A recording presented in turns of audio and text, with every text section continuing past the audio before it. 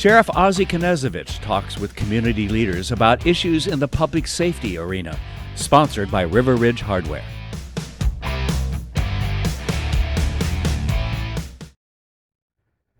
This is Sheriff Ozzie with the Sheriff's Report. We're continuing a segment that I titled, things in the media, and basically what you're not being told. And it's really important that we as a society start, maybe demanding more of our media, maybe demanding that we start getting a balance again, that when there are really extreme claims made by one side, we actually dive into that and take a look. Because if we don't do that, we're going to really damage our country. Our founding fathers made it very clear. You have to have a free press. With the free press, with that protection, the media, the press, has a responsibility to be fair, balanced, honest. Let you make the decision. Most of what you hear anymore in the media is opinion, folks. It's just opinion. Very little fact, very, very little research. In the last segment, we were talking about a story that KREM News did on an event that happened a couple of weeks ago on a Saturday, and the claims that the activists made that the Spokane Police Department was one of the most deadliest, or the third deadliest in the nation. We went through those facts behind that, and you can go back in the archives and pull that one up. But one of the people they interviewed was an individual named Anwar Peace, and he claims to be a police accountability activist for the last 21 years and represents SCAR and a few others. He's actually on the City of Spokane Human Rights Commission. So he's actually an appointed person on a governmental board, which would mean he is held to ethical standards. And let's see what Mr. Peace had to say during that article. And let's take a look at some of the stuff that he's made claims over the last year. And I'll let you decide if he's living up to the ethical standards of being on a City of Spokane Citizen Board, a human rights commission. Because last I checked, human rights means we protect the rights of all humans and not disparage any human. Last I checked. So these are some quotes that came out of that interview. It says that I has constantly maintained the sheriff's office doesn't have any racist cops in its force. Folks, I'm sorry, but that is correct. And the one issue that we had pertaining that was dealt with. And it really kind of deflates Mr. Peace's comment when he has to admit that, oh, yeah, the one that we had a slight issue with here, I won't say slight, it was an issue, got turned in by his fellow deputies. And then Mr. Peace has to kind of deflate his whole argument further.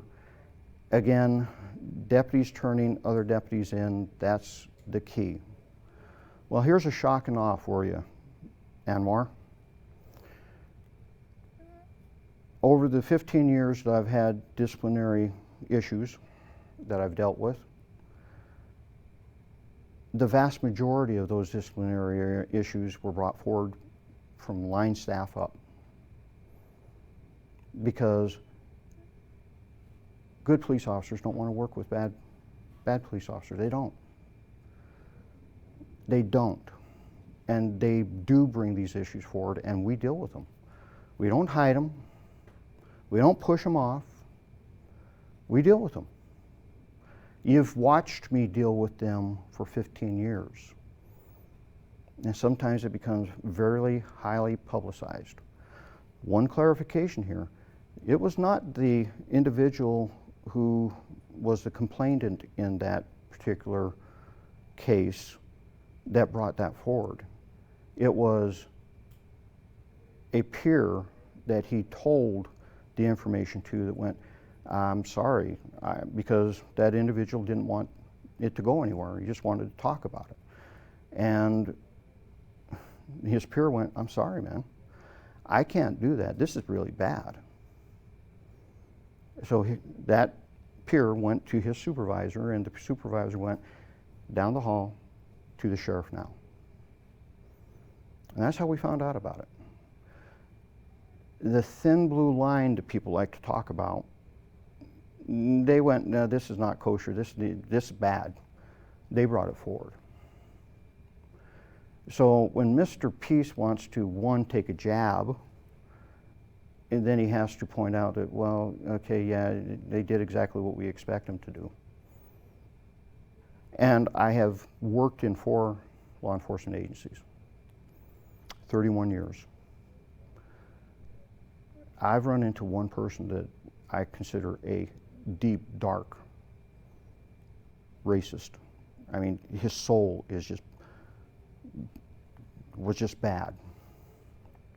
I mean, these people tend not to survive.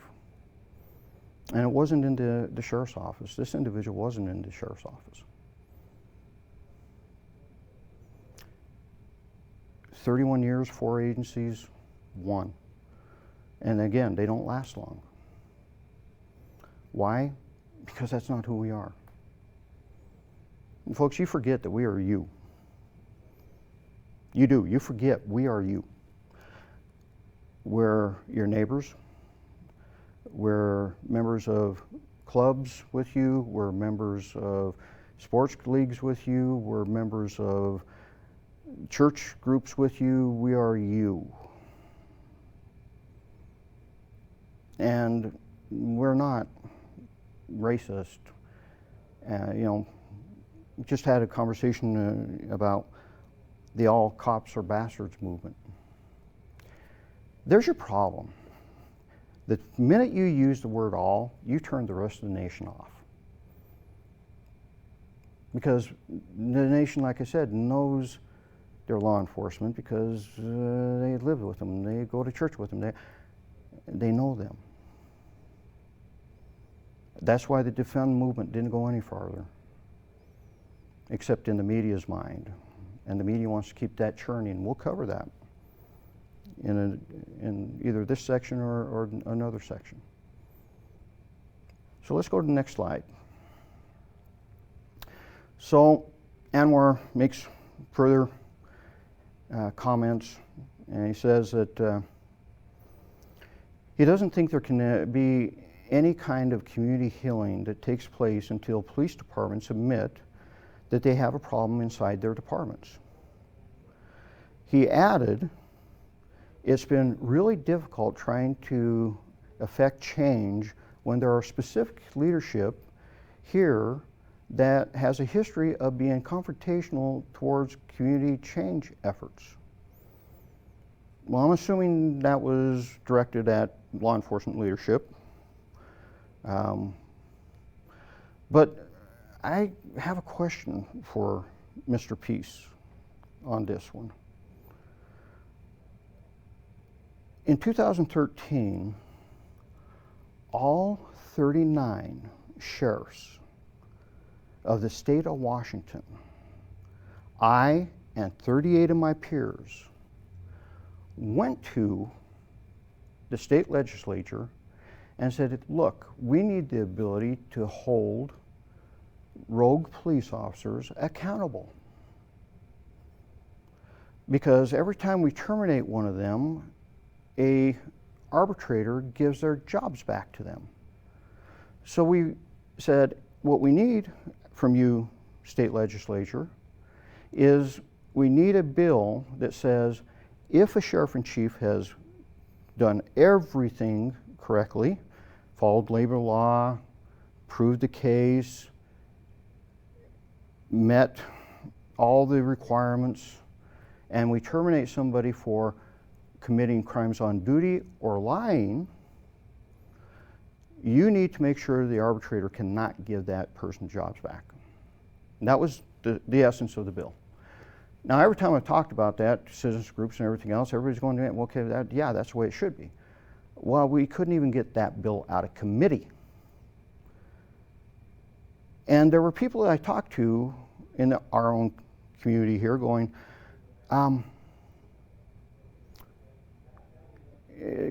where's the ACLU on this? Where's this group? Matter of fact, Anwar, where were you? You say you've been involved in this for 21 years. Where were you when the leadership of law enforcement, the elected leadership of law enforcement of the state of Washington, was fighting for reform and change? Where were you? I didn't see you there. Didn't see any of them there. Out of the 15 representatives and senators that represent Spokane County, that have some connection with Spokane County, only 5 supported that bill.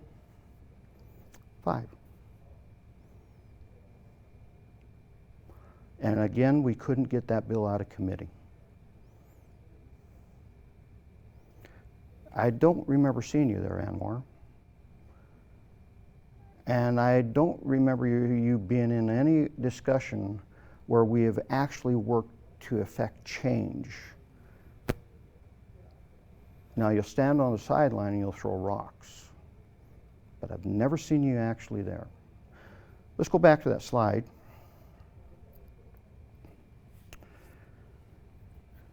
So, again, where's our history, Anwar, being confrontational towards community change efforts when we've actually led those community change efforts? KREM, you've been around long enough. You know the history. How'd you let him get away with this? No challenge whatsoever to these words. Next slide. Oh, by the way, Anwar,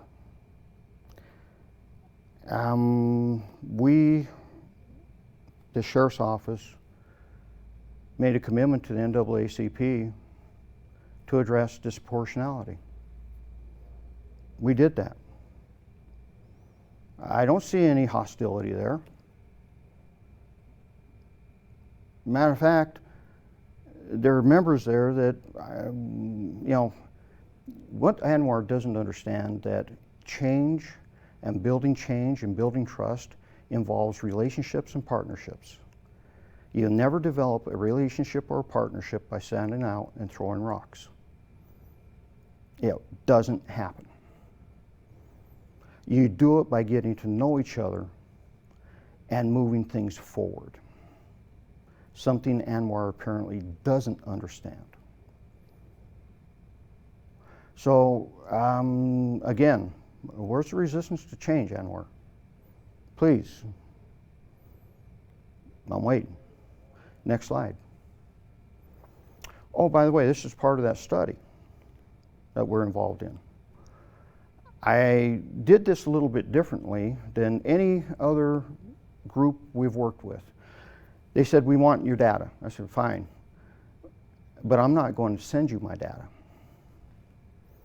Instead, you are going to come to the Sheriff's Office. You're going to sit side by side with my statistician. You are going to delineate in full detail the data you want. And we are going to try to construct the data you want, pull it out in the form that you want it, in the way that you want it, So there's no misunderstanding here. I don't want any misunderstandings. You come in, you will sit down with us, you will put the rails up as far as here's the sideboards, here's what we want, here's the expectations, and that's what we did. This wasn't a normal, okay, we'll just send you some data. No, you come and tell us exactly what is it you want, because I don't want any misunderstandings here. Now folks, I want you to take a close look at that graphic, because it speaks to disproportionality, what we've been talking about in the last segment, how if there's any number above the demographic proportional aspect of a particular race, creed, color in our community, it's automatically biased, it's automatically racist, it's automatic white supremacist. And I'm using those words because I'm tired of them not being used when that is exactly the words that we are hearing behind closed-door meetings with these people that want to say they represent you. So, according to the demographic that the person from Eastern University created or used, roughly 1.4% of the populace that the law enforcement for Spokane County, our jurisdiction, contains 1.4% African Americans, and they have a arrest rate of 6.6%. So there you go, there's your disproportionality. It's got to be racist, it's got to be biased, it's got to be white supremacist. Now, the Native American has a population of about 1.4 and has an arrest rate of about 2.9. So I guess we have the same issue there. But other demographics of color are below the proportionality line, below. So I guess there's a disproportionality on the other side. And my question back to the NAACP and the professor who did this was, are you telling me we only have a bias against 2 demographics in Spokane County? Is that what you're telling me? Because if we were really biased, racist, white supremacists, you would see that in every category. Why is it only 2? Well, therein lies the true question of this discussion that we should be having is why? What's the why behind that? You've heard me talk about this ad nauseum over the years. If you've been listening to this program, you've heard me say this time and time again. Why? Next slide. Now, this isn't the first time that Anwar hasn't exactly been honest. This is a screenshot of a Facebook post that got forwarded to me. I assure you I'm not following Mr. Peace on Facebook. I don't even hardly go on Facebook. It's probably the most dangerous tool there is in America or in the world. It is that destructive. So I'm not sure if you can read it, so we'll go to the next slide. And we'll just take snippets of it. These are his quotes in that post. And it says, "I'm quite disappointed and dismayed in the sheriff's recent efforts in dealing with the community between the stalled out process for the NAAC cultural audit or the sheriff's office, which the sheriff signed an agreement to do." And Mr. Peace, can you please tell me when this was stalled out? Can you? Because it never was. We've worked very diligently. We had one hiccup when the people doing the study asked for data and I warned them up front, we don't have HR in the sheriff's office. It's called civil service. So when you send asking for HR data, we don't have that, and that was one of the hurdles we had to overcome. That was it. But please show me this stalled out process. More importantly, please show me where the NAACP held Mr. Peace accountable for that statement. Please show me where anybody involved in this process, Curtis Robinson, held Mr. Peace accountable for that statement, because it is a false statement. And remind you, Mr. Peace sits on the City of Spokane Human Rights Commission, and they have ethics that they're supposed to represent. So, Mr. Peace, can you show us how this was stalled out? I can tell you we have bent over backwards trying to make this happen, and we continue to do so. One of the things that's interesting is that in October 2019, the NAACP and the professor from Eastern came and got the data I described earlier, and they were supposed to come back in October of 20 and request more data, and we're still waiting. We're still waiting so we can do another comparison. Well, I kind of got tired of waiting, and we hired a company that did a study for SPD so we could kind of get a regional flavor of what's going on here. We have a draft of that. We're reviewing that. We'll be releasing it to you, the citizens, here shortly, so you can see from non-biased eyes what it looks like for Spokane County and the Spokane region, because we have SPD and the Sheriff's Office, the two largest agencies, took it upon ourselves to do this. Because, folks, if there's a problem, we want to know. We want to fix it. That's what we do. Go back to the slide. Next slide. And then he goes on to state that, the same time I signed the cultural audit, I decided to bring the TV show Cops into this town. Anwar, I'm not sure you pay attention very well to the actual facts, because the agreement with the NAACP was signed in August of 2019, I believe it was. Maybe off a month, but it was 2019. And the TV show Cops has been filming in Spokane County for the last 25 years.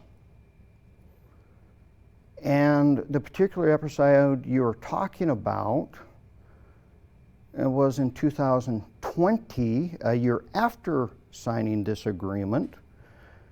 And it was nothing more than renewing the same thing we did the year before with Cops. So what's your point? What's your point? Other than you somehow believe that the show Cops is racist. And that's why. Folks, I'm not holding anything back on this. This is just the way it is. And this is another false claim by a City of Spokane representative, Mr. Anwar Peace. Next slide. And then he talks about training, a town hall. Well, Anwar never promised a town hall. I said that we canceled the training. The training was canceled. It was canceled because of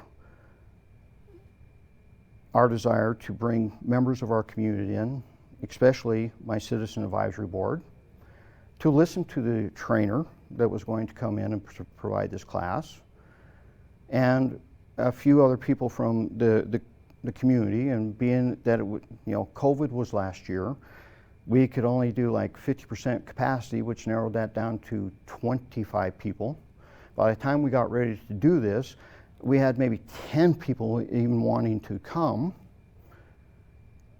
and listen to the instructor, and we were going to film it.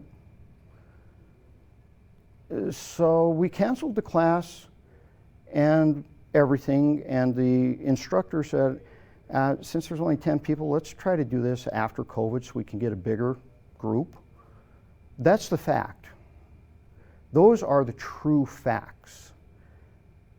So, Mr. Peace, again, that's a false claim. So when are you going to stop throwing rocks?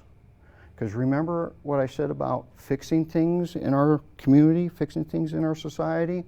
It doesn't happen unless you have partnerships and relationships and trust. And I can tell you, Mr. Peace, there's none of that with you. Next slide. So, how many times does the City of Spokane government and his peers, my peers, have to rebuff me on my backwards thinking and on police reform? Well, what do you mean backwards thinking? All 39 sheriffs led by me, we try to change the way we hold people accountable. Would you like to address this again? And how would you address the fact that we are nationally recognized for our training and our reform efforts? Where's the rebuke? Oh, by the way, those City of Spokane representatives, they usually come to me and ask me to help them out with issues. As a matter of fact, some of them actually ask me to endorse them for offices. So let's see where you get your rebuff. Next slide. And now we know his motivation. It's political. Well, Mr. Peace,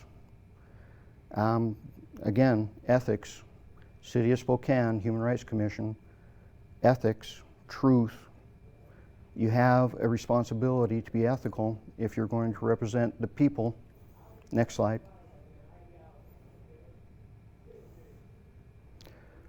So, here's going into the next section, folks. This is what we will talk about in the next program. We'll talk about OISs involving African Americans as far as the Spokane County Sheriff's Office. And I'll show you where those numbers come from. And again, Mr. Peace, where? Folks, we as a nation have to find a way to get beyond throwing rocks at each other if we really want to have a change, if we really want to have the great society that we all potentially have here. What I am seeing is, and what I am most concerned about is, this type of action, as we saw in this story, does nothing to further that. It only divides us. And folks, most activists can't afford to have their special projects, their causes fixed, because the day that their cause gets fixed, they lose their ability to earn money, raise money. And therein lies the problem. This is Sheriff Ozzie with the Sheriff's Report. Have a great day.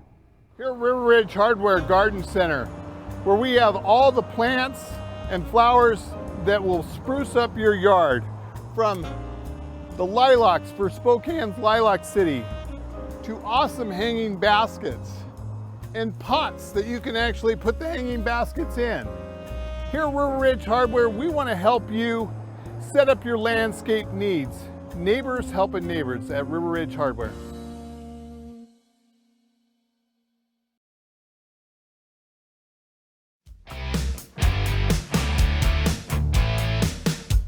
Thanks for watching.